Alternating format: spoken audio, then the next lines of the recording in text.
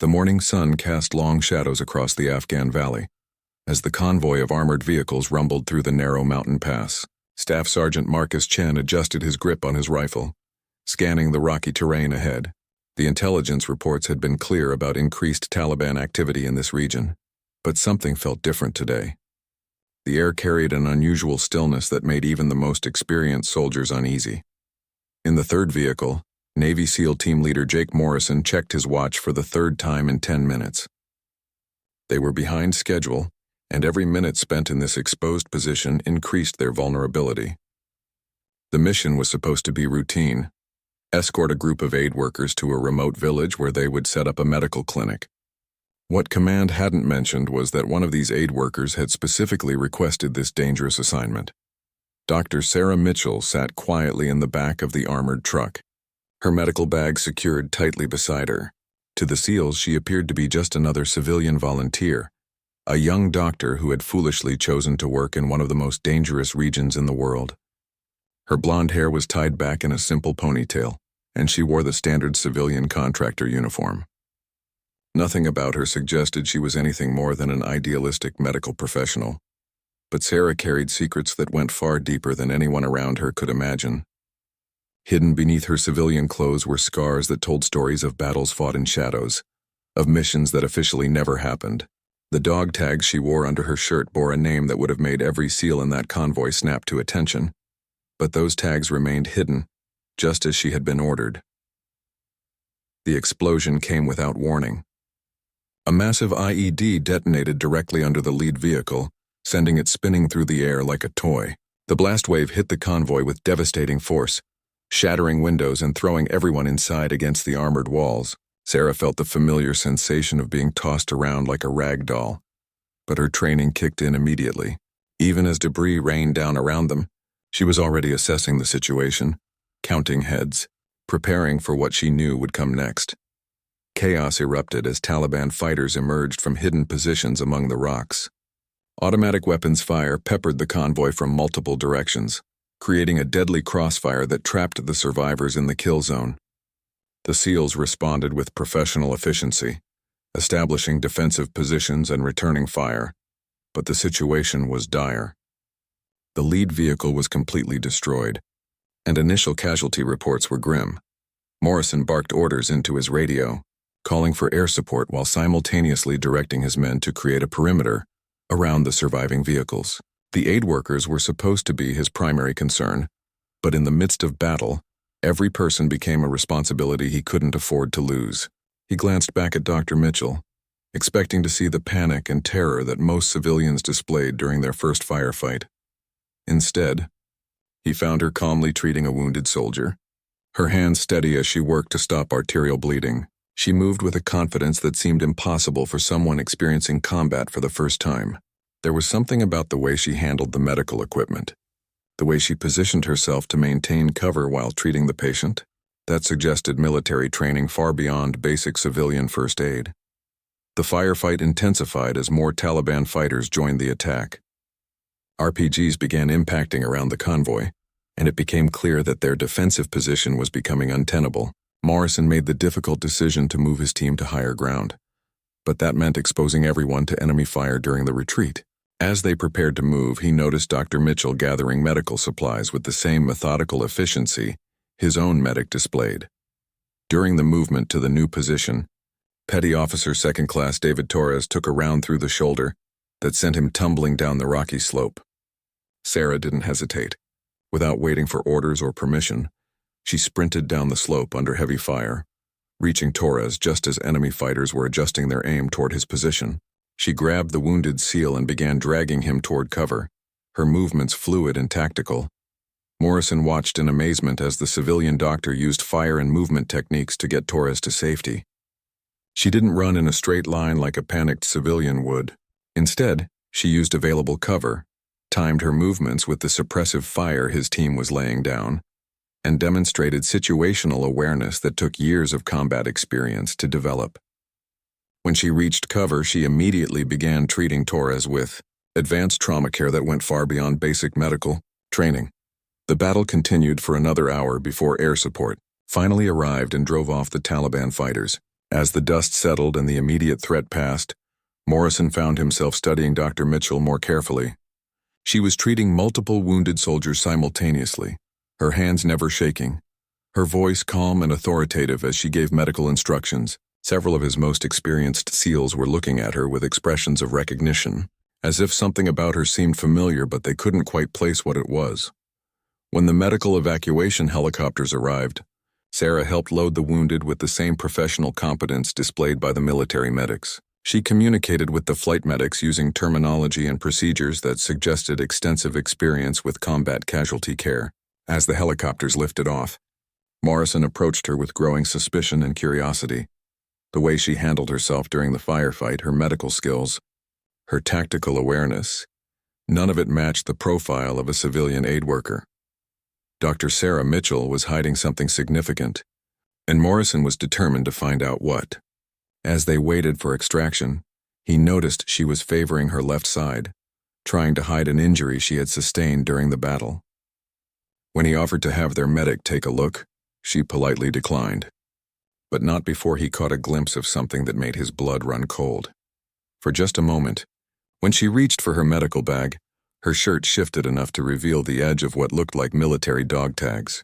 But more disturbing was what appeared to be the corner of a tattoo, one that looked remarkably similar to the trident insignia that every Navy SEAL wore with pride. Morrison's mind raced with possibilities, each more unsettling than the last. Who exactly was Dr. Sarah Mitchell? And why was she pretending to be just another civilian volunteer?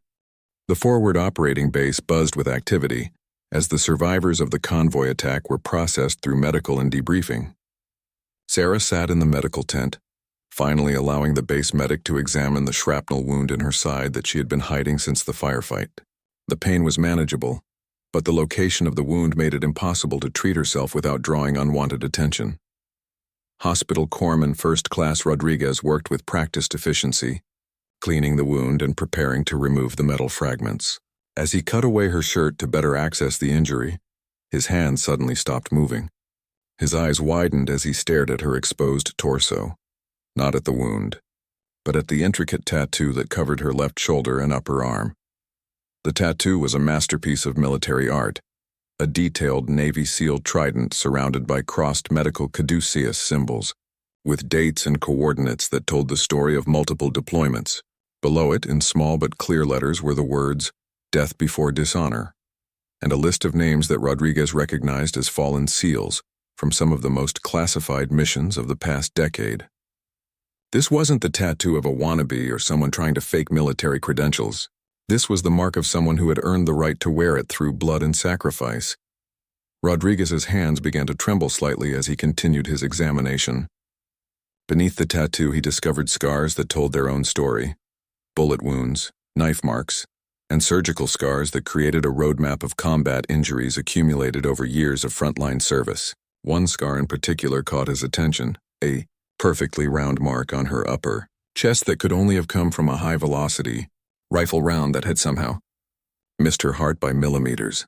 Unable to contain his shock, Rodriguez called for his supervisor, Chief Petty Officer Williams, claiming he needed assistance with a complicated extraction. When Williams arrived and saw what Rodriguez had discovered, his face went pale.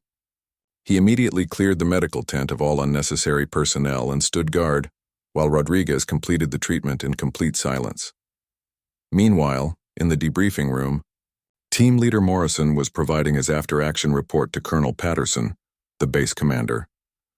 He described the convoy attack, the casualties, and the tactical situation with professional detachment.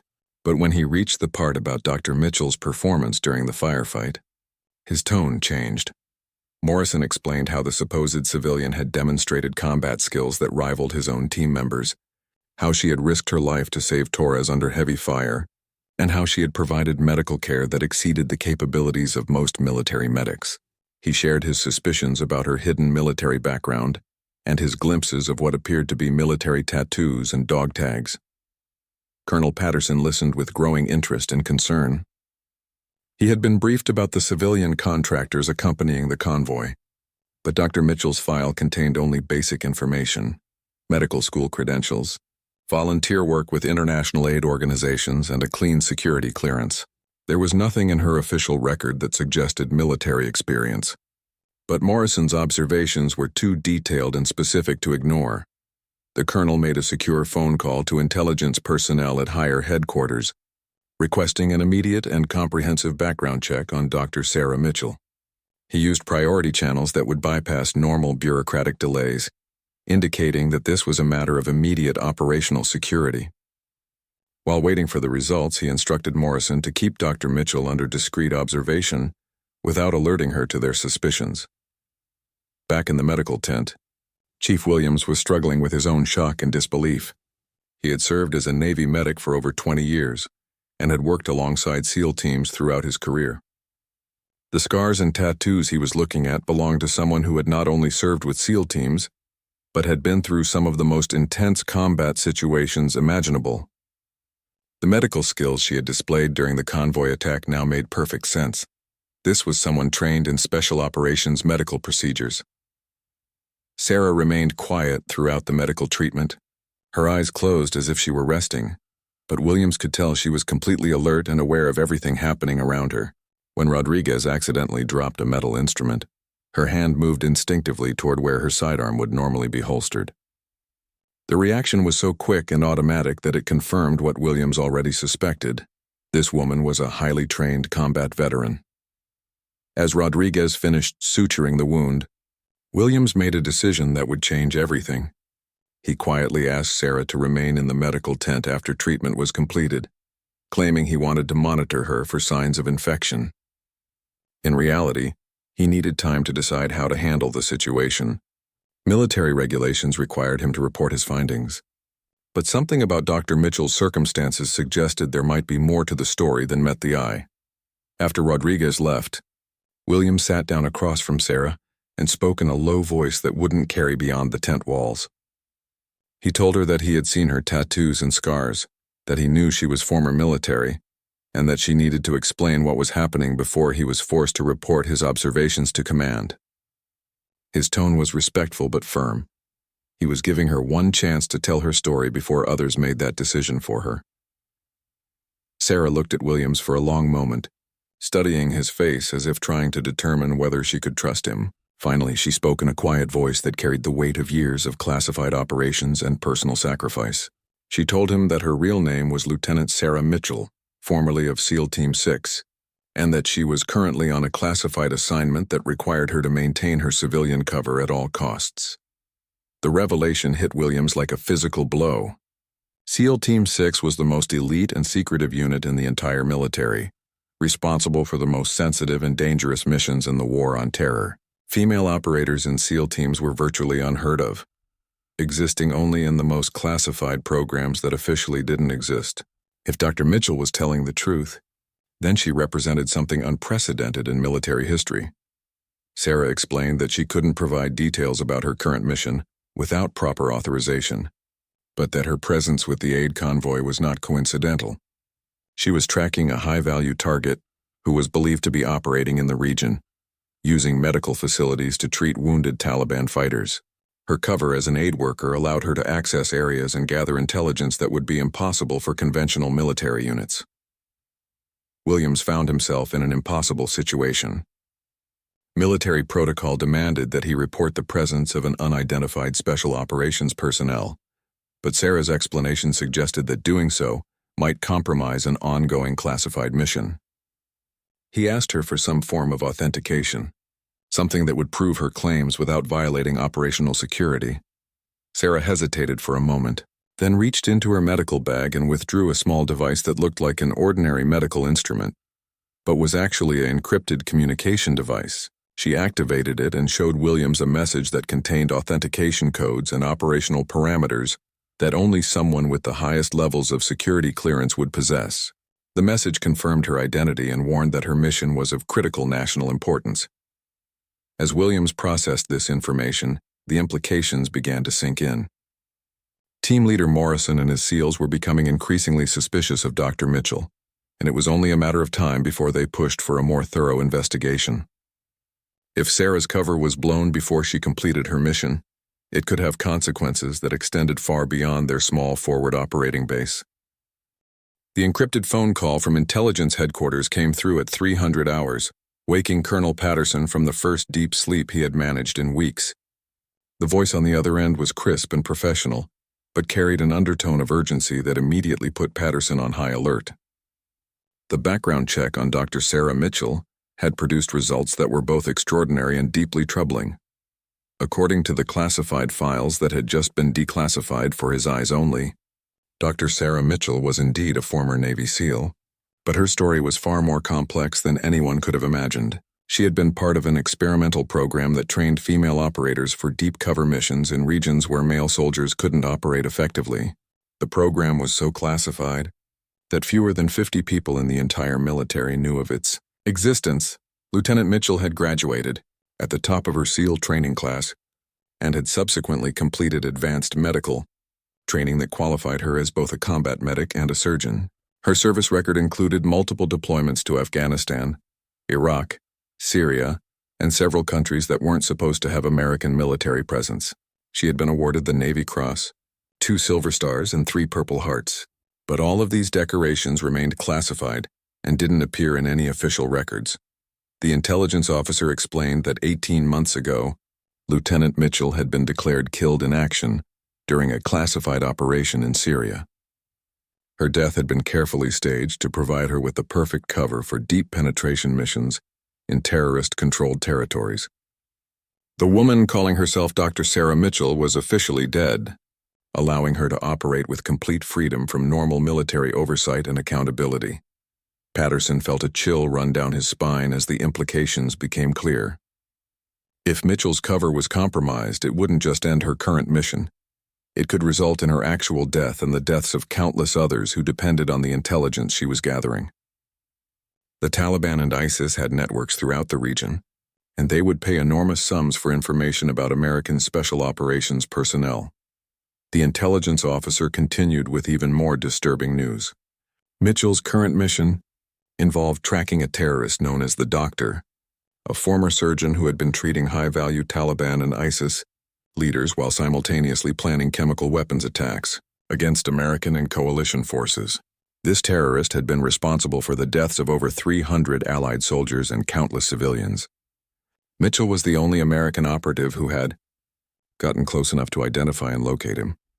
Colonel Patterson was instructed to provide Mitchell with whatever support she needed while maintaining absolute secrecy about her true identity. He was also warned that team leader Morrison's growing suspicions represented a significant threat to operational security. The colonel would need to manage this situation carefully to prevent Morrison from accidentally compromising a mission of critical national importance.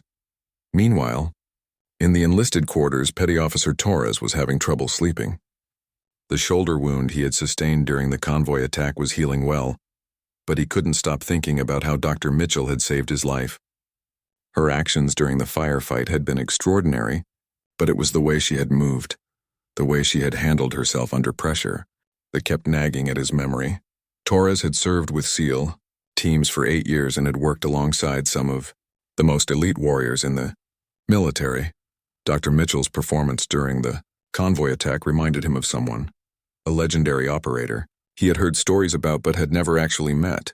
The story spoke of a female SEAL who had single-handedly taken out an entire terrorist cell in Iraq, who had performed surgery on wounded soldiers while under direct enemy fire, who had saved dozens of American lives during operations that officially never happened. The operator in those stories had supposedly been killed in Syria, but Torres couldn't shake the feeling that Dr. Mitchell's mannerisms and combat skills matched the descriptions he had heard. He decided to do some discreet investigating of his own, starting with conversations with other team members who might have noticed similar inconsistencies in Dr. Mitchell's civilian cover. The next morning brought new complications when a group of wounded Afghan soldiers was brought to the base for emergency medical treatment. Dr. Mitchell immediately volunteered to assist with the surgeries, despite having no official authority to practice medicine on the military base. Colonel Patterson, acting on his new orders from intelligence headquarters, authorized her to work in the medical facility without explanation. Chief Williams watched in amazement as Dr. Mitchell performed surgical procedures that few military surgeons could accomplish.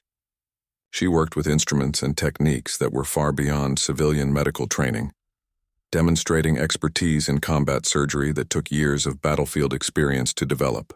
Her hands never shook, even during the most delicate procedures, and she seemed to anticipate medical complications before they occurred. One of the wounded Afghan soldiers turned out to be a Taliban fighter who had been captured during a recent raid. As Dr. Mitchell worked to save his life, she engaged him in conversation in fluent Pashto, using dialects and terminology that suggested extensive time spent in the region. The Taliban fighter seemed surprised by her linguistic skills, but he began providing information about terrorist activities in response to her careful questioning. Team leader Morrison observed this interaction from outside the medical facility and realized he was witnessing an interrogation, disguised as medical treatment. Dr. Mitchell was extracting intelligence from the wounded Taliban fighter using psychological techniques that were clearly part of her training. Her questions appeared casual and medical in nature, but Morrison could see the pattern. She was systematically gathering information about enemy positions, supply routes, and planned attacks. The intelligence Dr. Mitchell gathered during that medical treatment would prove invaluable. The Taliban fighter revealed the location of a weapons cache that contained chemical weapons components, information that would allow coalition forces to prevent a devastating attack on civilian targets. But her success in extracting this information also made it impossible for Morrison to continue believing she was just a civilian doctor. That evening, Morrison confronted Chief Williams, demanding to know what he had discovered during Dr. Mitchell's medical treatment after the convoy attack. Williams found himself in an impossible position. He knew the truth about Dr. Mitchell's identity, but he also understood the critical importance of maintaining her cover. He tried to deflect Morrison's questions, but the SEAL team leader was too experienced and too persistent to be easily fooled. Morrison threatened to report his suspicions directly to higher headquarters, bypassing local command authority. He argued that the presence of an unidentified individual with apparent military training represented a serious security risk that could endanger his entire team. Williams realized that the situation was spiraling beyond his ability to control, and that he would need to find a way to protect Dr. Mitchell's mission without violating his own oath and responsibilities. The confrontation between Morrison and Williams was interrupted by an emergency alarm. Intelligence had detected a large Taliban force moving toward their position, apparently planning a major assault on the forward operating base. The attack would come within hours, and the base's limited defensive capabilities made the situation extremely dangerous for everyone stationed there. As the base prepared for the assault, Dr. Mitchell quietly approached Colonel Patterson and requested a private meeting. She told him that the intelligence she had gathered from the wounded Taliban fighter indicated this attack was connected to her primary mission. The doctor, the terrorist she had been tracking, was apparently planning to use the assault as cover for retrieving something valuable from the base. She believed this might be her only opportunity to complete her mission and eliminate one of the most dangerous terrorists in the region. The Taliban assault began at dawn with a coordinated mortar barrage that sent everyone on the forward operating base scrambling for cover. Colonel Patterson had spent most of the night wrestling with Dr. Mitchell's request to use the attack as an opportunity to complete her mission. The intelligence she provided about the doctor's presence in the attacking force was too valuable to ignore, but authorizing a classified operation during a defensive battle violated every protocol in the book. As explosions rocked the base perimeter, Dr. Mitchell made her way to the medical facility, where she began preparing for the inevitable casualties that would result from the assault. To everyone watching, she appeared to be nothing more than a dedicated civilian doctor, preparing to treat wounded soldiers. In reality, she was using the medical facility as a cover to access specialized equipment she had hidden among her medical supplies. Team leader Morrison was positioned with his SEALs at the main defensive line when he noticed Dr. Mitchell moving through the base with purposeful efficiency that seemed inconsistent with the chaos around them, while other civilians were taking shelter in reinforced bunkers. She was moving between buildings as if she had a specific tactical objective. Her movements followed patterns that Morrison recognized from his own special operations training. She was conducting reconnaissance while maintaining the appearance of medical preparation. "Chief, Williams watched Dr. Mitchell from the medical facility and realized she was preparing for something far more dangerous than treating wounded soldiers. Hidden among her legitimate medical supplies, he caught glimpses of equipment that had nothing to do with medicine.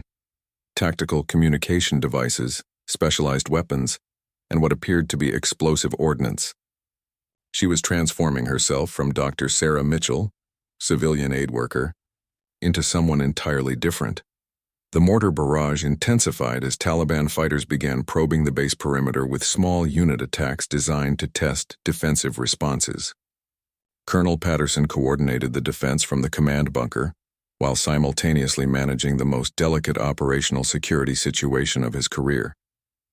He had received updated intelligence confirming that the terrorist known as the Doctor was indeed present with the attacking force, planning to infiltrate the base during the battle to retrieve captured chemical weapons components that were being stored in the intelligence facility.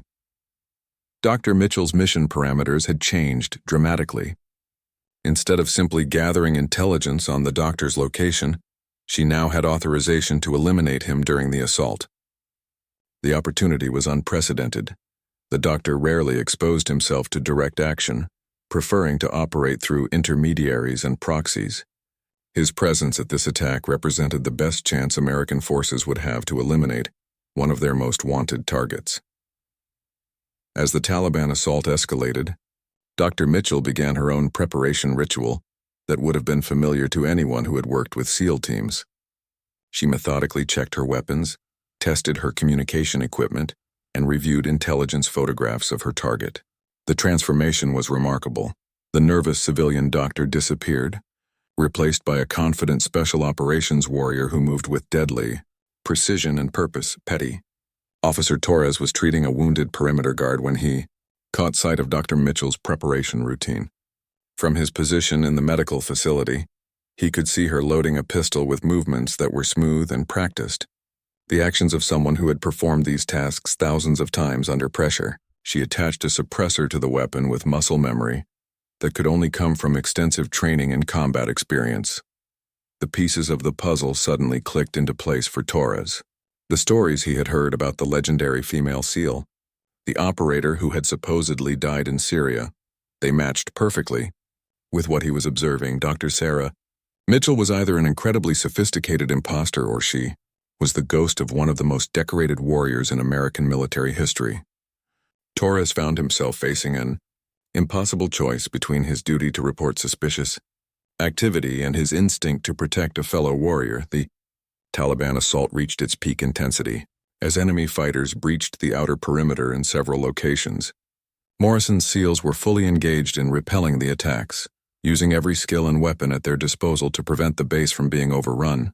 In the midst of this chaos, Dr. Mitchell simply vanished from the medical facility, leaving behind only her civilian clothes and aid worker identification. Colonel Patterson received a brief encrypted communication, confirming that the primary mission was now in progress. Dr. Mitchell had successfully infiltrated the attacking Taliban force, using the confusion of battle to blend in with the enemy fighters.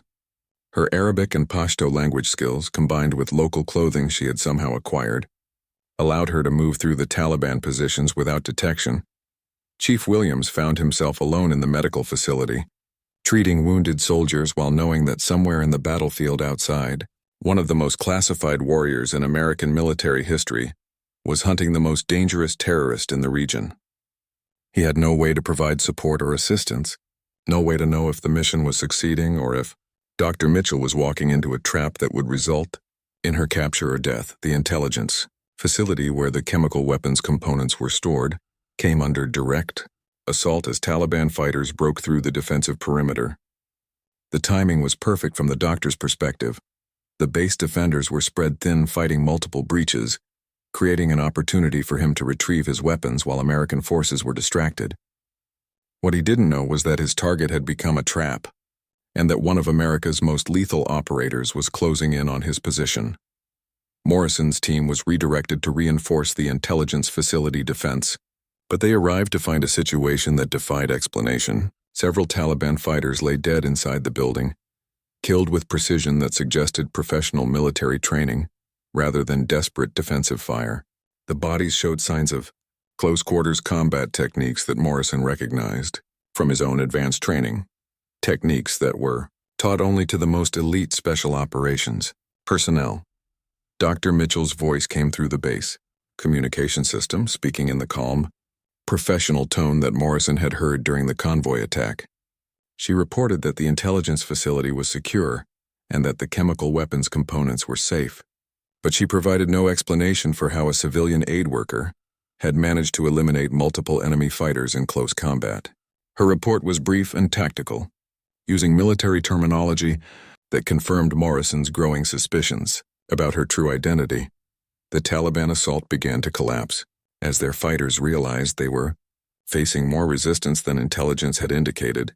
The loss of the doctor's infiltration team created confusion in their ranks, and without the chemical weapons they had come to retrieve, the attack lost its strategic value. Taliban forces began withdrawing from the base perimeter, but their retreat was far from orderly. Colonel Patterson received another encrypted communication, this one confirming that the primary mission objective had been achieved. The doctor had been eliminated during the assault on the intelligence facility, along with his entire support team. The terrorist network that had been responsible for hundreds of American deaths would now be leaderless and vulnerable to follow-up operations. The success of the mission would save countless lives, but it came at the cost of potentially exposing one of America's most valuable covert assets. As the immediate threat subsided, Morrison made his way to the intelligence facility to assess the situation. What he found there would challenge everything he thought he knew about military operations and the people who fought America's most secret wars. The scene inside the building told a story of combat that was both brutal and precise.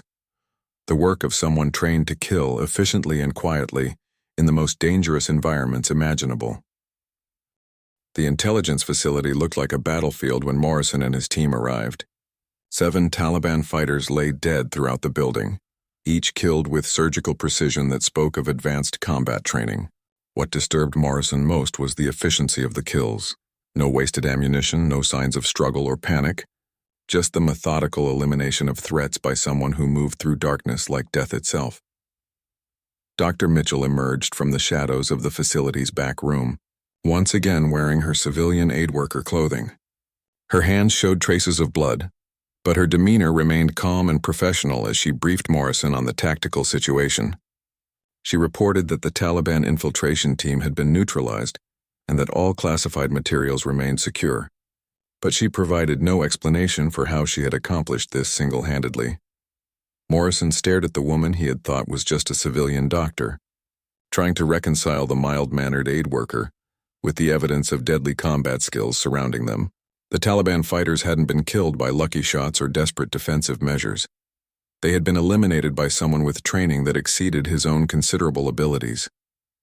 The positioning of the bodies, the precision of the wounds, the tactical advantages exploited, all of it pointed to an operator with years of special operations experience. Chief Williams arrived at the intelligence facility as part of the medical response team, but when he saw the scene inside, he immediately understood what had happened. Dr. Mitchell had dropped her civilian cover completely during the assault, revealing skills that confirmed everything he had suspected about her true identity.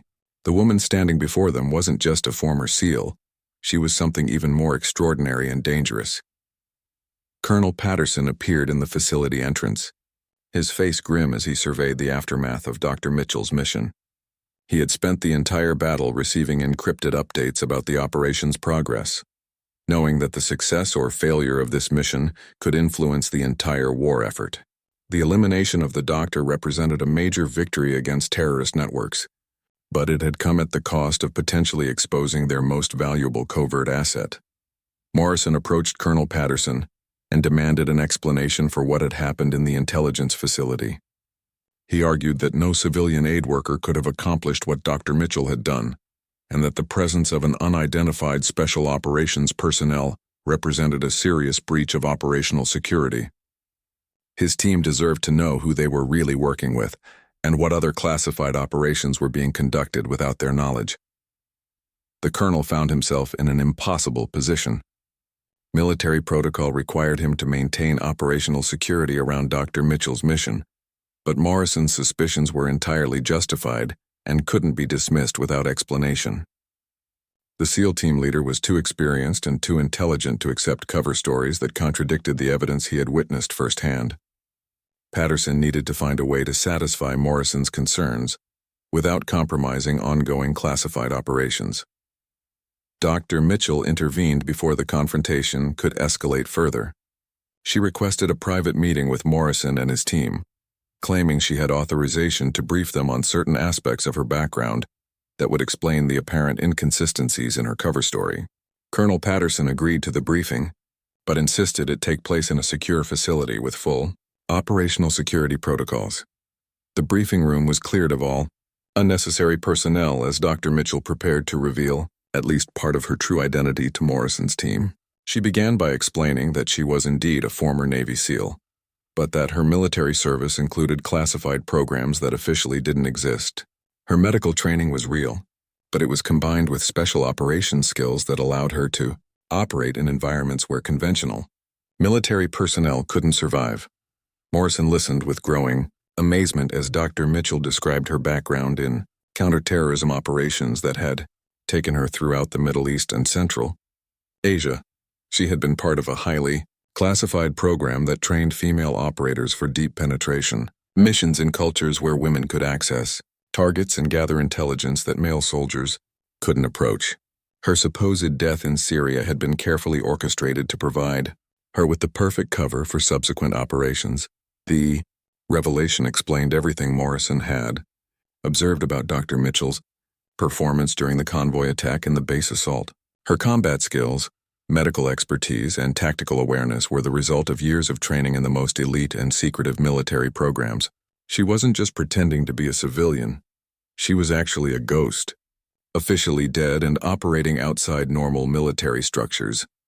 Petty Officer Torres asked the question that everyone was thinking. If Dr. Mitchell was officially dead, what was her current mission status and who was providing operational oversight? The answer revealed an even more complex situation than anyone had imagined.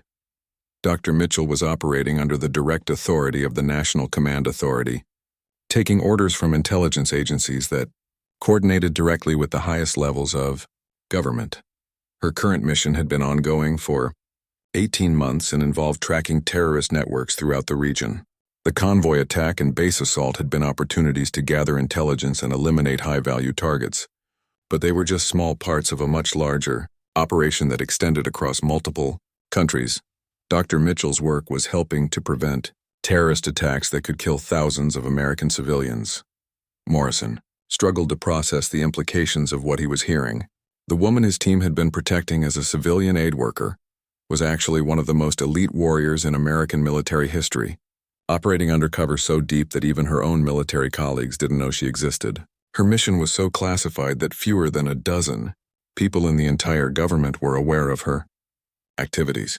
The briefing was interrupted by an urgent communication from intelligence headquarters. Dr. Mitchell's elimination of the doctor had been detected by terrorist networks, and her cover identity was now compromised. Enemy forces throughout the region were actively searching for the American operative who had killed their leader, and her continued presence at the forward operating base represented a serious threat to everyone stationed there.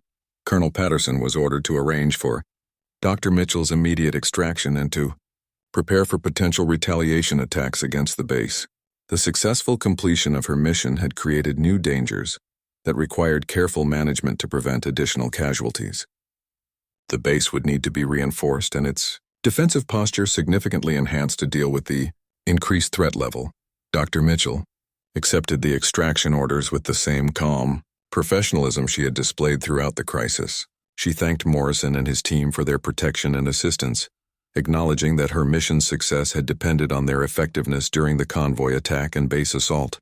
Without their combat skills and dedication, she would never have been able to get close enough to eliminate the doctor.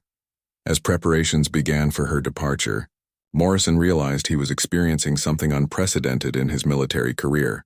He had worked alongside one of the most classified and effective warriors in American military history without even knowing her true identity. Dr. Sarah Mitchell represented capabilities and programs that existed in the shadows of the war on terror fighting battles that officially never happened to protect people who would never know her name. The extraction helicopter arrived under cover of darkness, its crew consisting of operators whose faces were hidden behind night vision equipment and tactical masks. They moved with the same deadly efficiency that Dr. Mitchell had displayed, confirming that she was part of a larger community of ghost warriors who operated outside conventional military structures. As she boarded the helicopter, she paused to look back at Morrison and his team one final time. In that moment, Morrison understood that he had witnessed something extraordinary. The dedication and sacrifice of people who gave up their identities, their official existence, and sometimes their lives to protect their country from threats that most Americans would never know existed. Dr. Sarah Mitchell disappeared into the night sky, returning to a shadow world where heroes fought and died in complete anonymity, their victories measured not in medals or recognition, but in the lives they saved and the attacks they prevented. 3 months after Dr. Mitchell's extraction, the forward operating base had returned to routine operations, but the memory of her brief presence continued to affect everyone who had witnessed her extraordinary abilities. Team leader Morrison found himself thinking about her often, particularly during quiet moments when his mind wandered to the implications of what he had learned about America's most classified military programs.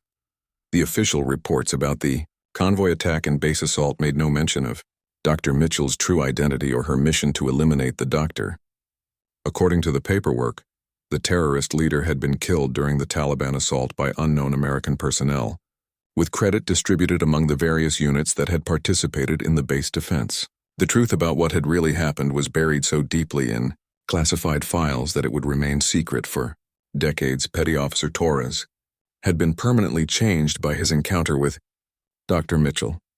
Her willingness to risk her life to save him during the convoy attack, combined with the revelation of her true identity, had given him a new perspective on service and sacrifice. He began volunteering for the most dangerous missions, hoping to honor the example she had set through her dedication to protecting others regardless of personal cost. Chief Williams received a commendation for his medical performance during the base assault, but the citation made no reference to his role in protecting Dr. Mitchell's cover. He had been sworn to secrecy about her true identity and mission, but the knowledge that he had served alongside such an extraordinary warrior filled him with pride that he could never express publicly. The memory of her surgical skills and combat effectiveness became a standard against which he measured his own professional performance. Colonel Patterson was promoted and transferred to a position at the Pentagon, where his experience with classified special operations made him valuable for coordinating similar programs. He never spoke about Dr. Mitchell's mission, but his new role gave him insight into the broader scope of ghost operations being conducted throughout the world. He learned that she was just one of dozens of officially dead operators working in the shadows to protect American interests and lives. The intelligence gathered from Dr. Mitchell's mission led to a series of successful operations against terrorist networks throughout the region. The elimination of the doctor had created a power vacuum that allowed coalition forces to disrupt chemical weapons programs and prevent multiple planned attacks against civilian targets. Her 18-month mission had saved thousands of lives and significantly degraded terrorist capabilities across Central Asia. 6 months after her extraction, Morrison received an unexpected visitor at his new assignment in Virginia. The man introduced himself as a representative from a government agency that Morrison had never heard of, carrying credentials that indicated authority at the highest levels of the intelligence community. He wanted to discuss Morrison's experience with Dr. Mitchell and to assess his suitability for similar classified programs. The conversation revealed that Dr. Mitchell's mission had been part of a much larger effort to place American operators in deep cover positions throughout regions where conventional military personnel couldn't operate effectively. The program required volunteers willing to give up their official identities and accept assignments that might last for years, without contact with their families or normal military support structures. Morrison was being offered the opportunity to join the shadow community. The recruiter explained that operators like Dr. Mitchell represented America's most advanced response to asymmetric warfare and terrorism. They worked alone or in small teams, often for years at a time, gathering intelligence and eliminating threats that conventional forces couldn't address. Their official deaths provided perfect cover for operations that required complete deniability. But it also meant accepting a form of service that demanded ultimate sacrifice. Morrison struggled with the decision for weeks. The opportunity to serve at the highest levels of special operations was appealing, but the cost of giving up his identity and accepting official death was almost incomprehensible. He would have to say goodbye to his family and friends forever, knowing they would believe he had died in service to his country. His name would be added to memorial walls, and his family would receive military burial honors for an empty coffin. During his decision process, Morrison received an encrypted message through secure channels that changed everything.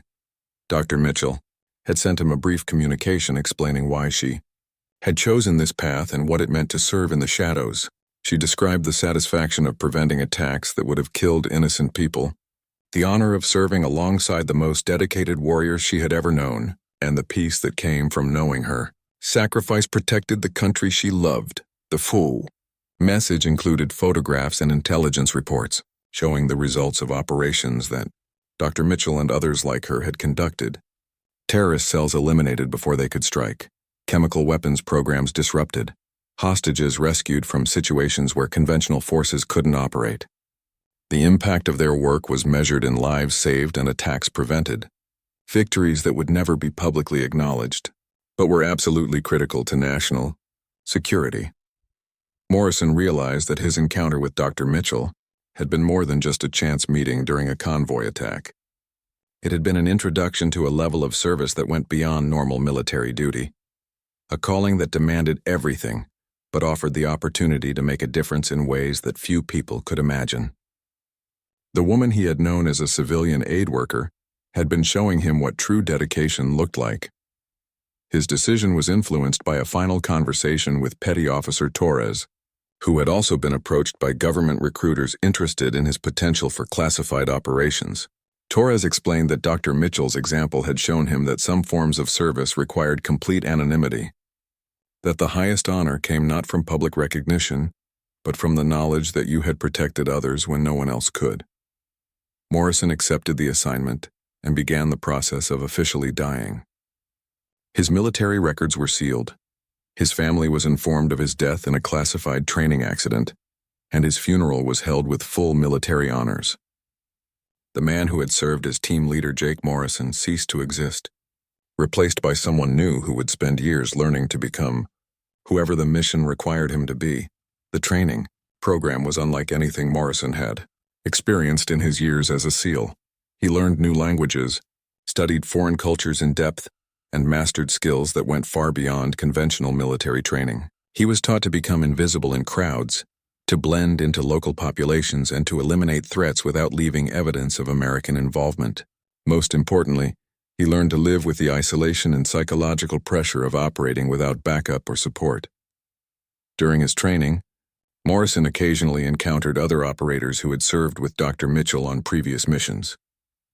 They spoke of her with reverence and respect, describing capabilities that went beyond what he had witnessed during their brief encounter. She had become a legend within the Ghost community, someone whose dedication and effectiveness inspired others to accept the sacrifices required for this level of service. The training program culminated with Morrison receiving his first deep cover assignment, a mission that would take him to Southeast Asia for an indefinite period, operating under an identity that had been carefully constructed over months of preparation. As he prepared to disappear into his new life, he reflected on the chain of events that had led him from a routine convoy escort to joining America's most classified warriors. His last communication before deploying came from Dr. Mitchell, who was now operating under a new identity in a different part of the world.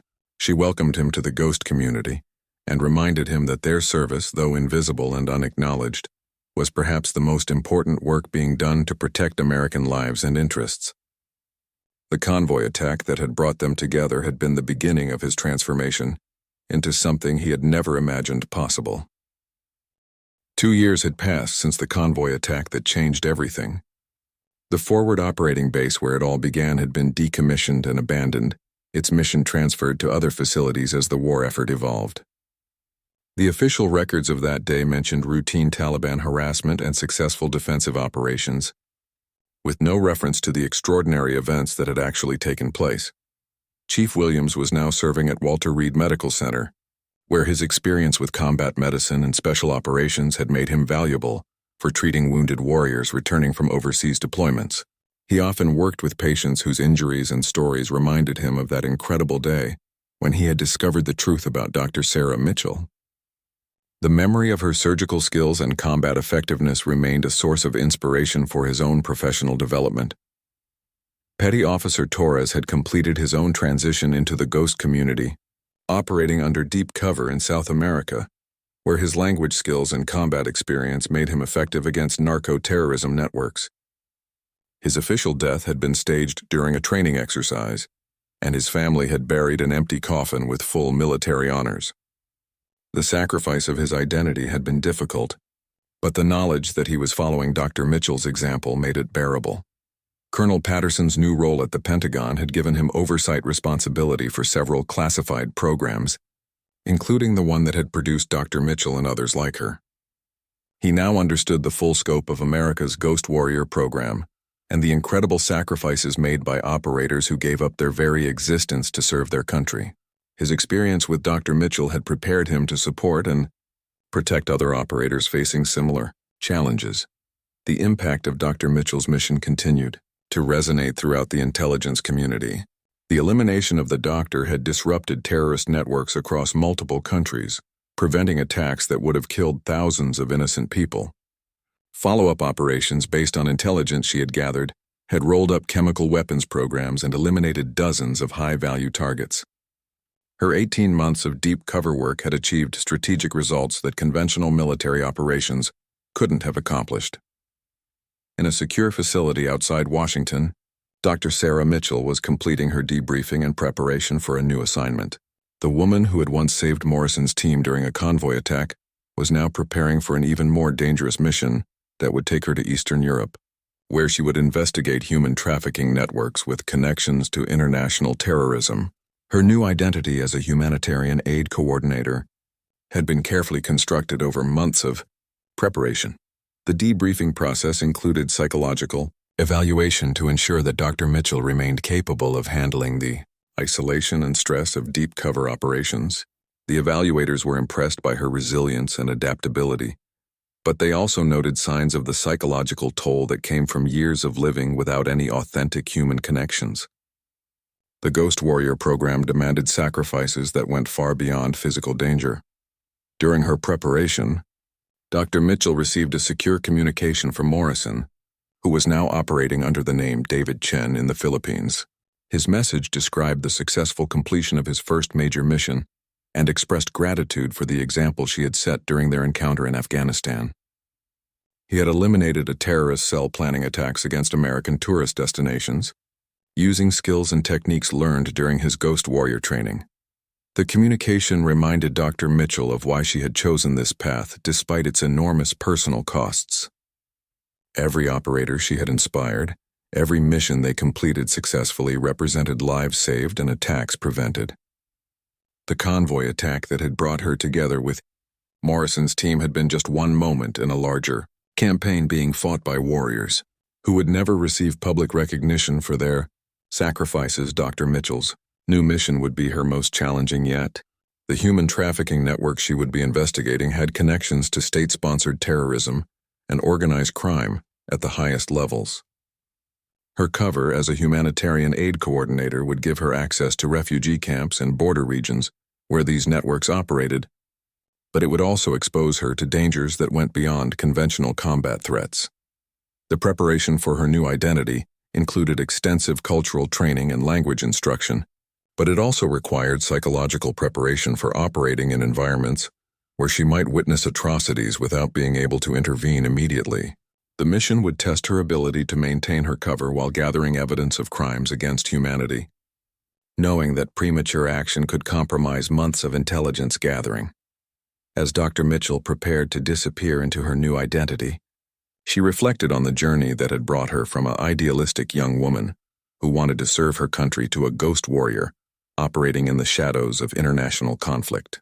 The convoy attack in Afghanistan seemed like a lifetime ago, but the memory of Morrison's dedication and his team's courage continued to inspire her during the darkest moments of her missions. The Ghost Warrior program had expanded significantly since her early days, now including operators working throughout the world in every type of conflict and crisis. They served as diplomats in hostile countries, as aid workers in disaster zones, as business executives in regions where corporate espionage merged with national security concerns.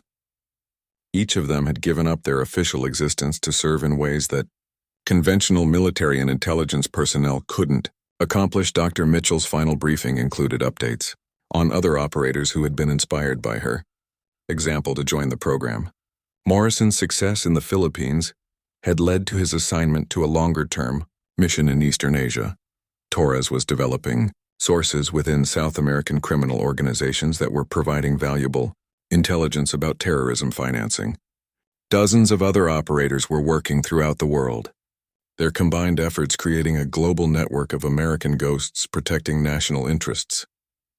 The program's success was measured not in public victories or media recognition, but in attacks that never happened, in intelligence that prevented crises, in threats that were eliminated before they could materialize. Dr. Mitchell and others like her represented America's most advanced response to 21st century security challenges, operating with capabilities and authorities that pushed the boundaries of what was possible in international relations. As she prepared to board the aircraft that would take her to her new assignment, Dr. Mitchell thought about the young SEALs she had worked with during the convoy attack. Morrison had joined her in the shadow world, but others like Chief Williams continued serving in conventional roles where they could make a difference in their own ways. Each form of service was valuable, each contribution important to the larger mission of protecting American lives and interests. The convoy attack that had started everything had been a moment of chaos and violence that revealed the true character of everyone involved. Morrison and his team had demonstrated courage and competence under pressure, while Dr. Mitchell had shown that dedication to mission could transcend normal human limitations. The bond forged in that moment of crisis had created ripple effects that continued to influence the course of the war on terror. Dr. Mitchell boarded her flight knowing that this mission might be her last, that the dangers she would face in Eastern Europe could finally prove too much even for her extraordinary skills and experience. But she also knew that her sacrifice, whether measured in years of service or ultimate loss of life, would help protect innocent people from threats they would never know existed. The Ghost Warriors served in darkness so that others could live in light. Their anonymity, the price of their effectiveness. The aircraft lifted off into the night sky, carrying Dr. Sarah Mitchell toward another identity, another mission, another opportunity to serve her country in ways that would never be publicly acknowledged. The woman who had once been declared dead in Syria continued to fight battles that officially never happened, protecting a nation that would never know her name or understand the depth of her sacrifice.